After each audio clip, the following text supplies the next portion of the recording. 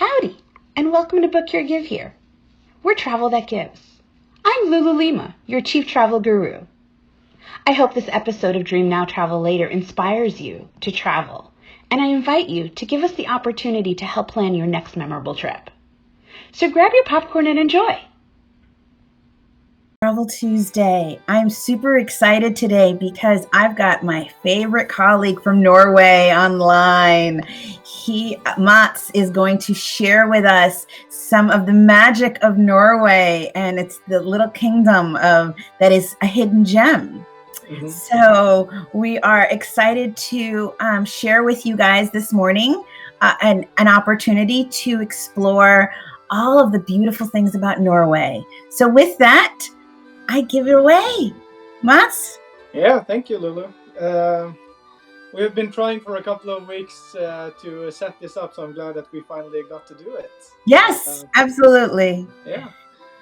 So, from what I know, a lot of Americans really love Norway, at least the ones I've talked to.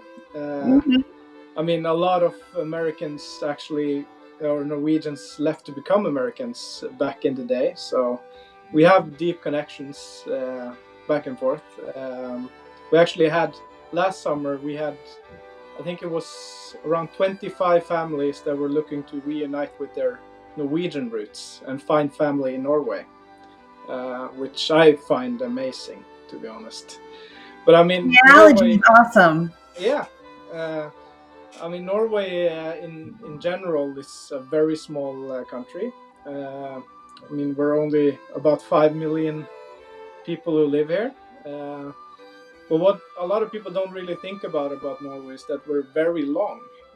It stretches, and we have the second longest coastline in the world, only beaten by Canada. So when people look at the map of Norway, they're thinking, oh, we can do this in a day. But it is really long, and the roads are mostly, actually, a lot of our roads are built by Germany during the Second World War, and they didn't have time to blast around through the mountains, so a lot of them are zigzagging through the fjords and everything. So that in itself, I think, is an experience to do. Absolutely. Oh my God, I'm already like, I gotta try this. So you sent us a presentation, so I'm gonna go ahead and pull that up so that way we can chat a little bit about the magical piece of things that you really have to offer us. So with that, let's talk about the Magic Kingdom of Norway. So we start off with Oslo. Your voice a bit there, Lulu. Oh, I'm sorry. So we're starting off with Oslo.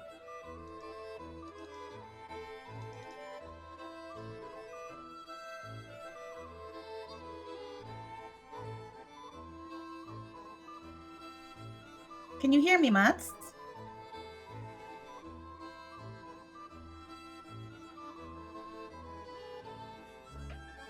Mats, can you hear me?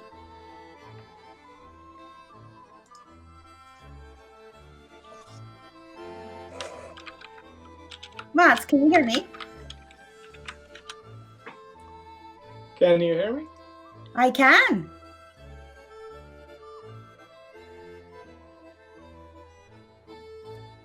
I can.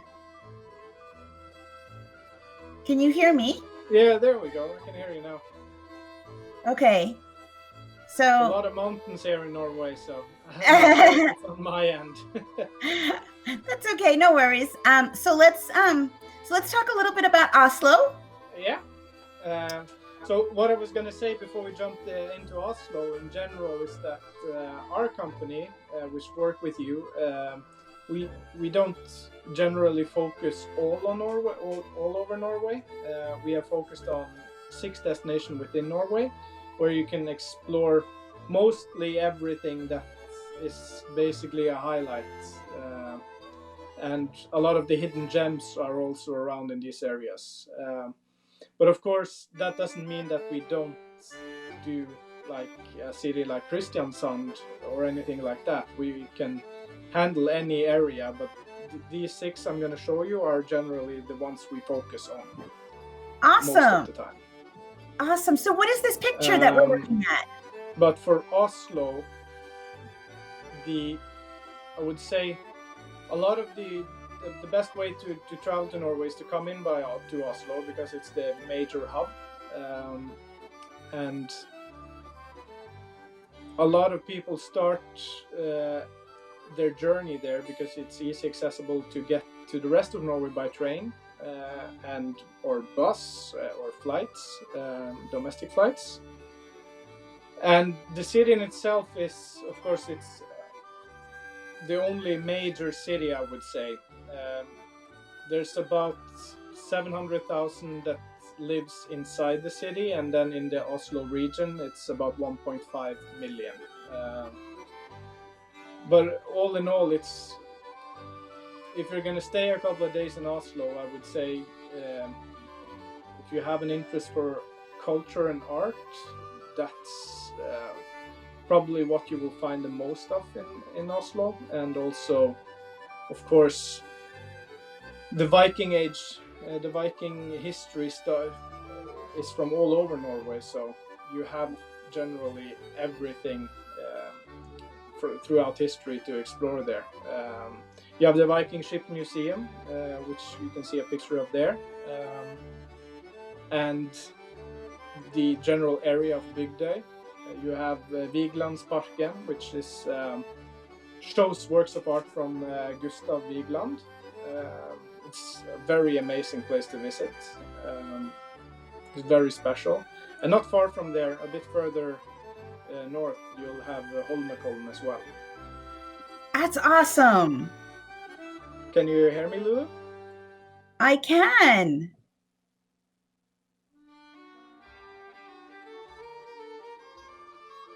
I can hear you. Yeah, okay, good. So I feel like I lose you every time I go to the full screen for some reason. Oh no. I've been hearing the amazing parts of you talking about Oslo, and super exciting. So so what we're going to do now is maybe talk a little bit about some of the hidden gems that maybe we can do in Oslo before we hit into Bergen. Yeah, cool. Well, I mean, the main things in Oslo, I would say, is if you're staying in the city, it's not about a lot of the hidden gems in Oslo. It's more about the hidden gems there, I would say, are the really good hidden restaurants. I would say that parts of Oslo reminds me a bit about parts of New York, as in some of the restaurants that are really good are very hidden away. Of course, you have the major ones that are really known. And then, I mean, my favorite thing to do every time I'm in Oslo is actually to do a food walk tour, which I just find amazing because... And I love that because gastronomy is the easiest way to have cultural immersion. Yeah. And the local guides there take you to small places that have a lot of soul and heart, and you get a taste of the Norwegian cuisine, which can at times, of course, be special to some. But I don't know, have you ever tasted brown cheese before? No, I haven't. We certainly have to give that a shot. Yeah. So brown cheese is actually made out of goat milk. It's very sweet, so you often have it on like a toasted bread with the strawberry jam, and then a piece of brown cheese on top, and you'll get it in every hotel in Norway, and it's amazing. That sounds very delightful. So certainly something that we have to try. Definitely. So as we move on from Oslo, let's go into Bergen. Yeah, I have one more thing I would say about Oslo. Sorry. Especially for Americans, there is one hotel that opened last year that I feel like every American that travels to Oslo should stay at this hotel. It's called Amerikalinjen, which means the American line, which is basically was the headquarters that opened in 1919 that took Norwegians by boat to America. And What a great history lesson. yeah, and last year they opened. It was 100 years ago since the headquarters opened, and last year it was opened as a hotel instead. So you have all of these. All the rooms have like a small story about a Norwegian that went to the U.S. To become a citizen there, and yeah, I think it's an amazing hotel. It's a very good boutique. And that, Around and that almost hotel is also right by the train station, so it's very it's right next to it. yeah, so it's very accessible. One of the things about Norway that I like is that a lot of things are accessible. Yeah, so if you're not traveling by train, you're traveling by some type of ferry. So everything is really really great and easy and beautiful views. Yeah. I mean, I grew up with these views. Yeah, you're a lucky man. Yeah. So as we move our way from Oslo into Bergen, there's a beautiful way to see the sights. Yeah, I mean, there's two ways or three ways to get to Bergen from Oslo. One of them, of course, being a car. A car ride is about 6 to 8 hours, depending on the route and if you're driving non-stop or not. And then you can also fly. The flight is about 40 minutes, so it's very short for those who don't have the time. And then I would say the best way to do it is by train, which then probably a lot of people have heard about Norway in a nutshell, which is then that's part of it, to take the train there. Yep, and absolutely. And so you guys, as we build your itineraries for Norway, these are things that we're going to put in there for you. So that way you have these amazing experiences that nobody else will be able to give you, not something that you're going to be able to find on the internet. So, and this is a great picture here of what looks like an old world town on the water. Yeah, I mean, this is a work of art of how they think Bergen looked around 1350. So what's very special about Bergen in many ways is that, well, first of all, the Norway story starts in Bergen. So there was this Viking called Harald, and he was in love with a princess called Gyda. And Harald, he was a small-time king, and she didn't want to marry him. And she said that if you become the king of all of Norway, then I'll marry you. And she wanted to go big. Yeah, she was a bit hard to get. And then he said that because he was a handsome man, or history tells us at least. So he said that he wouldn't cut his hair or groom his hair until he collected Norway into one kingdom. And that took him 10 years. So he got the nickname Harald Luva, which means Harald with the messy hair. And but he got the princess, which was the princess of Hordaland, which is where Bergen is. That's awesome. Then he cut his hair. And then he got the nickname Harold Finehair. Well, I'm sure, and as you age, our hair may not always stay the same as in our youth. So it's awesome. If you just go back to the last picture for a second. Yeah. So most of the buildings that are there now, like this, they are completely gone, of course. Bergen looks very different today. But as you can see, the wooden houses, there is a wooden house place in Bergen called Bryggen, which is very known. It's on the UNESCO Heritage List. That's awesome. And that was built by the Hanseatic League in around 1350, right after the Black Plague. And they basically ran the city for over 400 years. And even the dialect in Bergen is different compared to the rest of Norway because of this. So they have a very special R, which is more like German R's than the rest of Norway, which which is kind of interesting.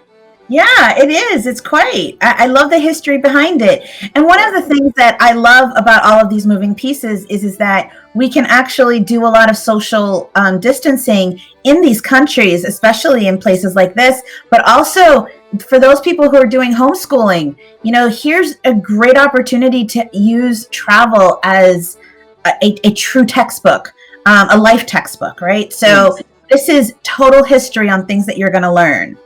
So I have to say it's a bit funny that you say social distancing as well, because when this outbreak started, on buses here in Norway, the drivers would say that, well, you have to sit on each side of the bus, and we were like, yeah, so business as usual. So I mean, Norwegians are very, especially sober, keep to themselves. But if you know a Norwegian, if you know one personally, they open up. But if they don't know you, they're very reserved in many ways. Yeah, and you know what? And so for you guys, it was a little easier than some of us who are so used to just constantly being together and all of that. But this is a great opportunity again for everybody to get to know each other and still respect a lot of the personal spaces. So this beautiful picture here is what it looks like today. Yeah, this is a picture of Sandviken. So you don't actually see the city center here. The city center is a bit on the behind there. But this is kind of to illustrate how the buildings are today and compared to the other picture. So some of it's more or less the same. You have wooden buildings down by the sea, but up to the mountains you have more and more brick. And Bergen is of course known as the city between the 7 mountains. They are very proud of the mountains in Bergen. Of course, they're beautiful. Yeah. So, and here's look at this. I mean, yeah, so that's Fløibanen. So it goes up to Mount Fløyen every 10 minutes. Takes about 7 minutes to get to the top. And then you get this view behind, which is amazing. I've actually never had a client up there while it was foggy and you couldn't see a view.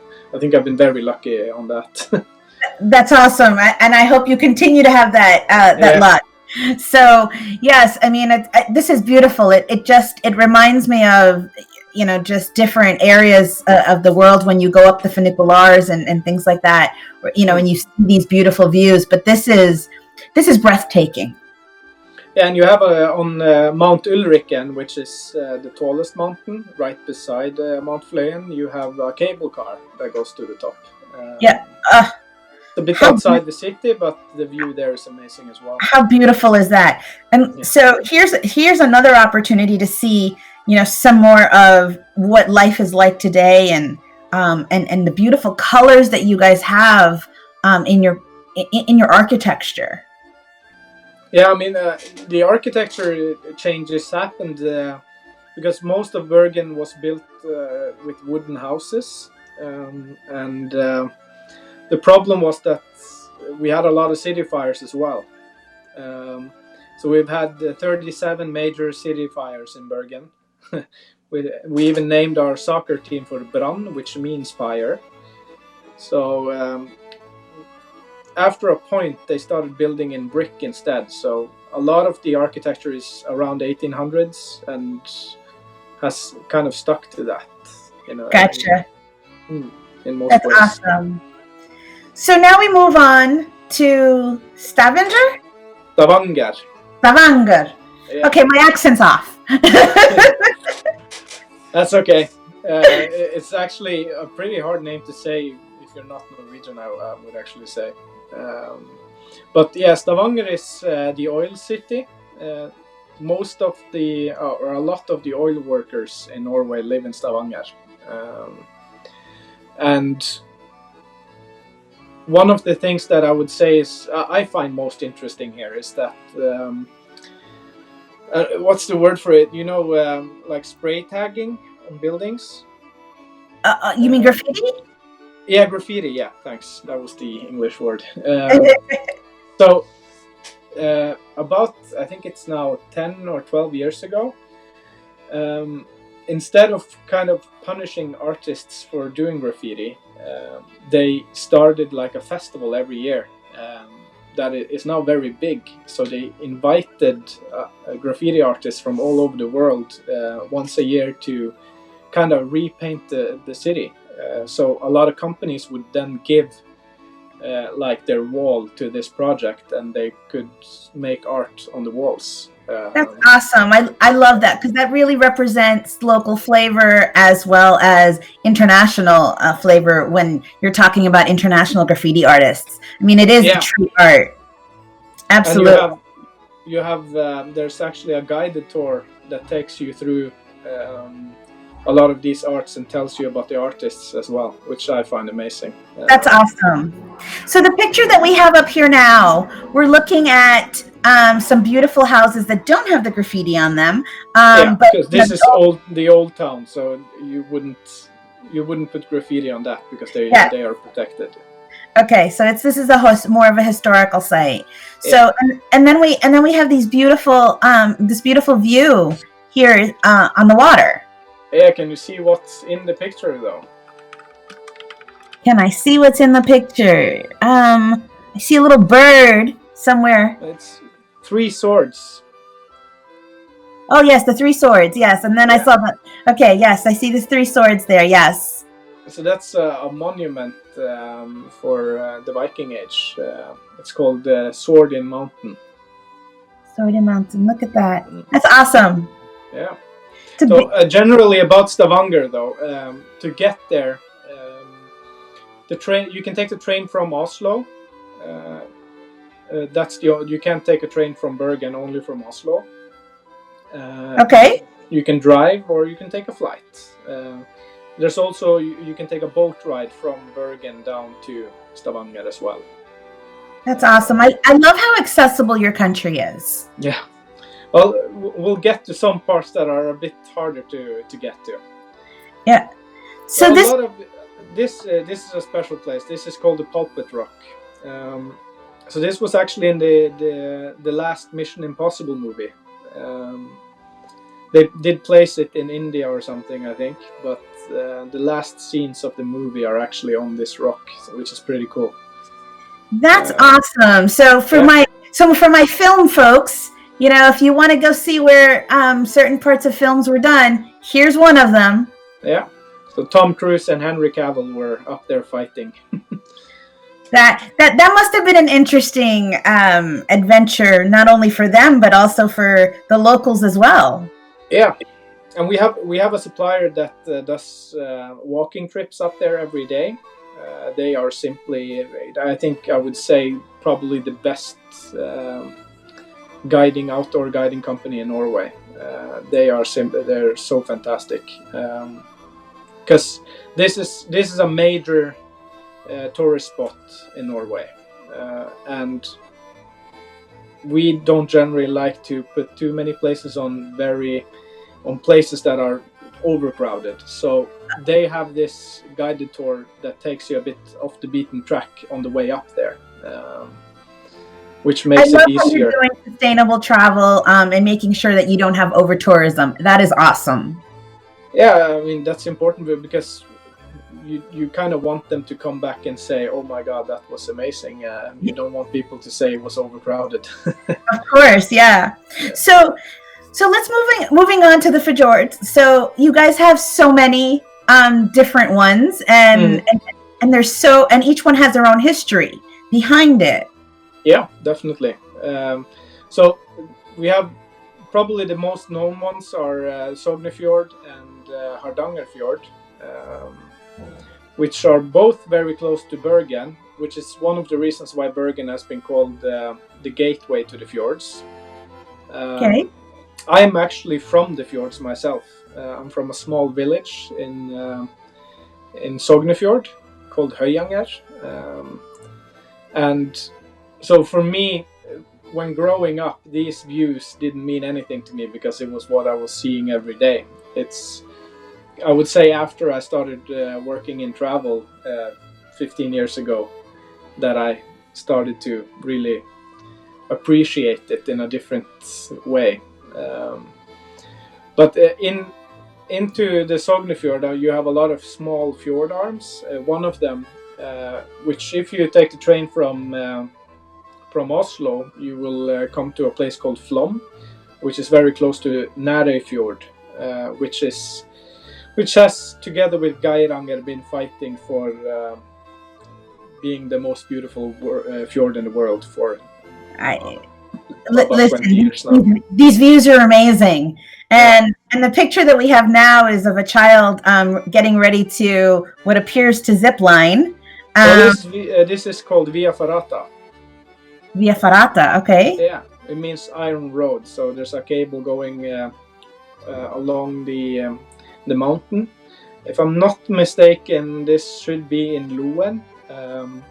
Today, though, you have a cable car that goes to the top and a restaurant on top. So you can sit in a restaurant which is about 1,000 meters above sea level with an amazing view.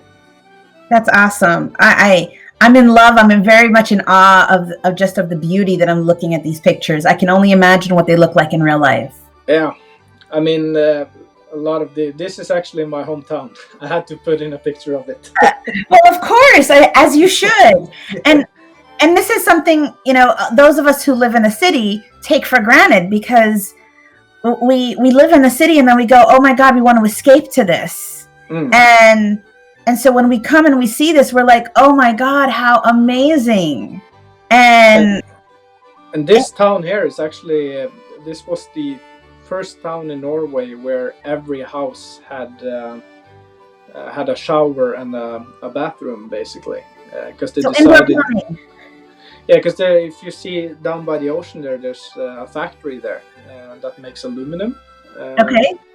So they decided to build the city first, so the workers could go and clean themselves after a long days of work to prevent, basically, to have a good hygiene, which I think it's interesting. That's very important today as well. Yeah, I mean, look at us. We're living in COVID days, and we're talking. We're talking about lots of hygiene in order to stay safe. So. And so this beautiful picture here, I mean, again, your landscapes are absolutely amazing and they're breathtaking. And they have, and just by viewing them alone, they have an amazing wellness because it's that whole spiritual part of the wellness. It brings you back to nature. Yeah, and one of the things I find, I'm a history nut, and I love the idea of that glaciers was the ones that actually formed this. Yeah. That they were retracting and they left this, which I just find simply amazing. Yeah, nature is certainly a beautiful thing. Yeah, definitely. So now we come to... this is Stav Church. Okay. So this is a wooden church. You actually have one of these, I think, still in America, if I'm not wrong. That was a gift from Norway a long time ago. It might be... I don't remember if it's still there, though. But I will have to take a look. My history lesson is a little lacking right now. So this is in Vik. It's about 2.5 hours from Bergen. It's in Sognefjord.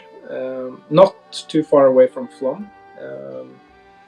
And this church is about 600 years old, if I'm not wrong. Wow. So, and do people still get buried here? Only if you are a part of certain families. Gotcha. Yeah. So you have to have a special family name to be able to be buried there. So certainly great for genealogy buffs and things like that. Definitely. That's awesome. All right, and so now we're going to go and see some Ålesund. This is together with Stavanger. I would say if interested in softcore adventure types of things, this is definitely the place to be. They call themselves the adventure capital. Though they do have certain things that are, of course, interesting for everyone. Like Runde Island, which is outside of Ålesund, has the largest collection.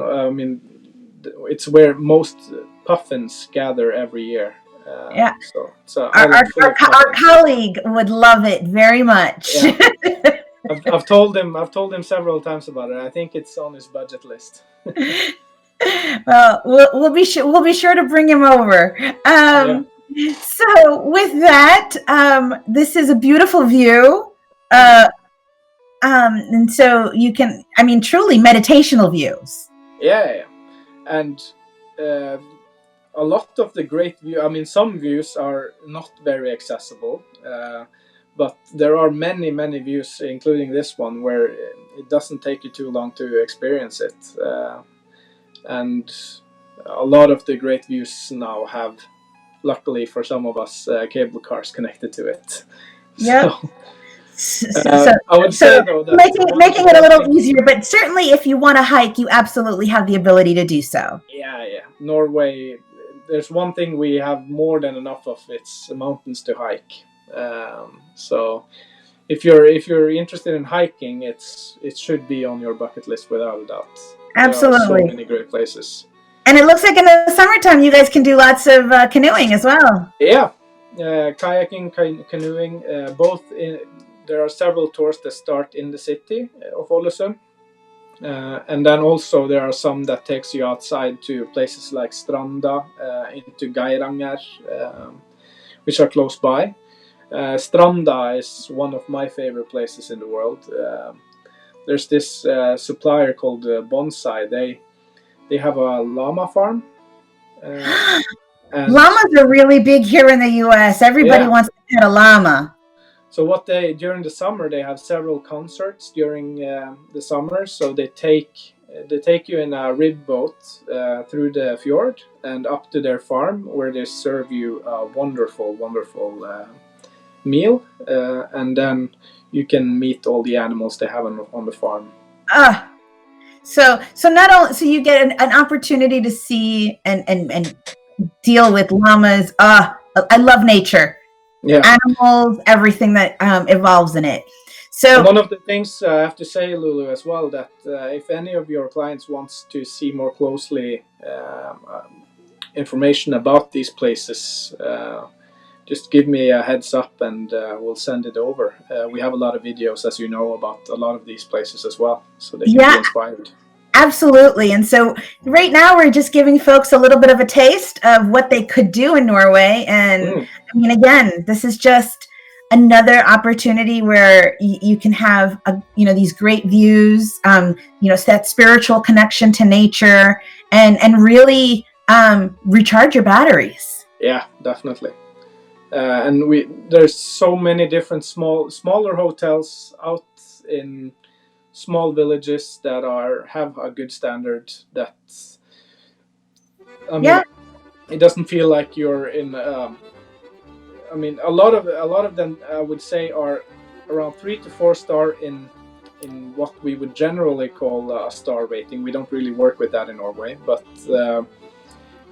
the level of service is always 5 star, which is something that all of our suppliers has to give that.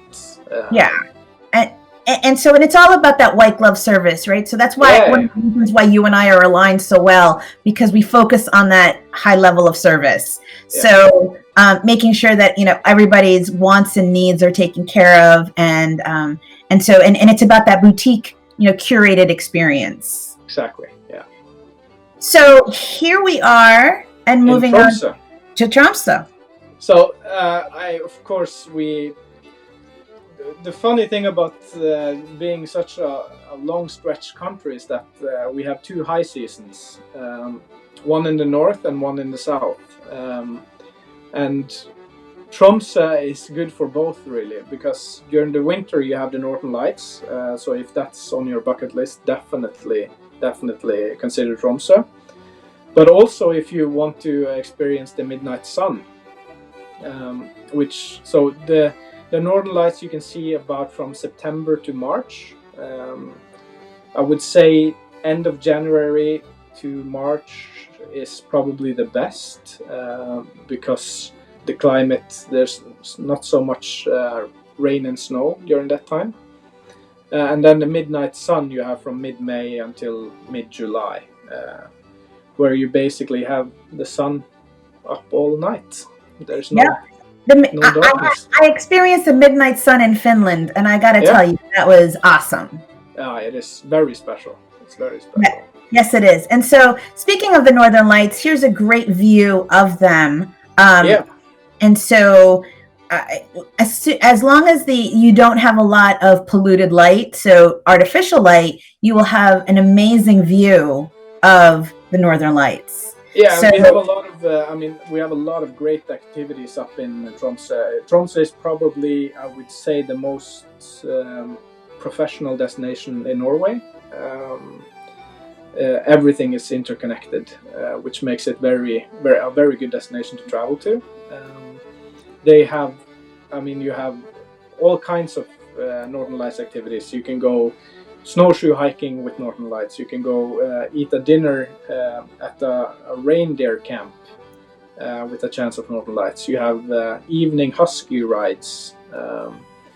You have small cabins out like 2 hours away in Lyngen, where the roof is built by glass, so that you can basically sleep and watch the Northern Lights. You can lie in bed and watch it. Yeah, and that's super awesome. It's an experience that everybody, I think, should have, and definitely should be on your bucket list. Definitely. If you haven't seen it, you should. Yeah, absolutely. I highly agree. So, and I have to say, if you're a dog lover as well, visiting like Tromsø Villmark Center and meet their 300 huskies is just, if you love dogs, that's the place to be. That's awesome. And yeah, and certainly great experience and great opportunity to just again, have that wind in your hair, deal with nature and so forth. So really great. Oh my God, what an amazing view here. Of course, you have the whale watching season as well.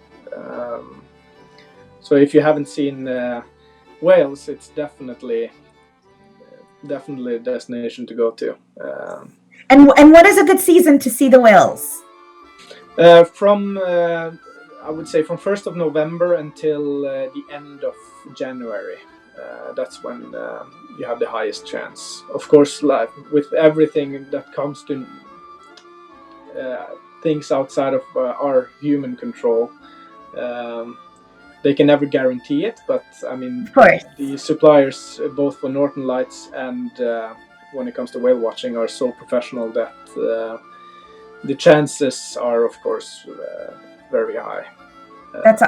That's super awesome. Yeah. So you get to do the whale watching. Look at all the amazing things you get to do here in Norway. So it's certainly great. So with that, we want to all welcome you to Norway. Really looking forward to having everybody come and enjoy all of these moving pieces, because this is absolutely amazing. So again, all of the moving pieces that we do, we are we're really excited about just showing you. We have some notes here. Our colleague Jamie was watching. And he also, he mentioned the church that my history lesson was not good on. He said it was Staves Church in Hopperstavs in Mooreshead, Minnesota. So, yeah.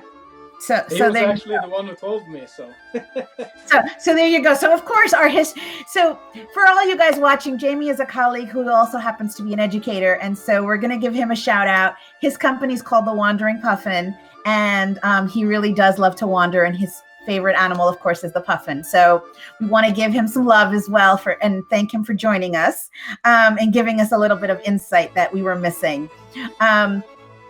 But Mats, thank you. I mean, this was an amazing lesson in Norway and very inspirational. I certainly makes me want to really connect with nature, and definitely Jamie and I will be doing a trip over because, as you know, we travel quite a bit together. So it'll be a great opportunity to not only see you, but also have a great experience with this. So is there anything else that you wanted to add? I mean, Norway has so much to offer, so I mean, we could have been here for the next 24 hours and close. The only thing I could say is that if you haven't experienced it yet, it should be on the top of your bucket list. And post-COVID now, like I would think with a lot of destinations around the world, they will need the business. You will be able to travel on a budget that was probably not possible a year ago. So after COVID now, it's definitely the time to travel. So there'll be a great value, and it'll be safe because everybody will be following all of the rules. You know, it's not just a country thing. It's actually it's a global thing. So really. Lots of great opportunities here. So if you guys are ready to imagine Norway, we can start planning for 2021. We can start doing some payment plan options as well and kind of organizing things. So really would love an opportunity to experience this for you and put it together. So with that, Mats, thank you so much for joining and sharing your love of Norway, your kingdom. And until the next time, namaste. Yeah. Thank you. Bye. Bye-bye.